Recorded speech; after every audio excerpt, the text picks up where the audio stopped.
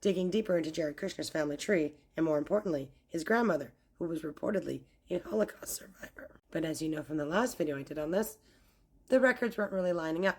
Now, according to this person, the name of the ghetto was once part of Poland and occupied by Germany and is now Belarus.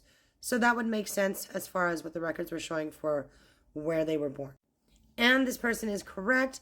If you click on the actual record, remember it says 1937 was the naturalization for his grandmother.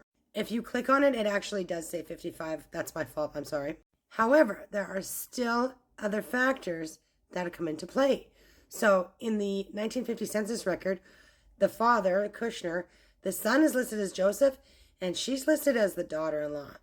So I get that census records do contain errors, but that one's interesting. Also very interesting is the fact that her obituary mentions nothing about who her parents were.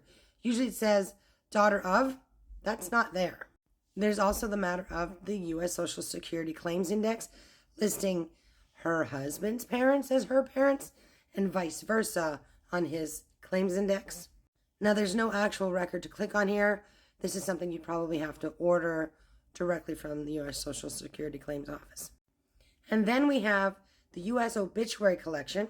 You see her name. You'll see here at the bottom, it says mother's maiden name. Now, that last name would be the last name of her husband's mother. So that's weird. And remember, I showed you the obituary. So this is a more scrolled down version of it. So you see how the last name is listed and that she is the wife of Joseph. And then again, remember, her husband would have had to change his last name to her last name if she were the Kushner, which is what the claim is, because she was a Holocaust survivor. Was she the Kushner, or was her husband the Kushner? You be the judge.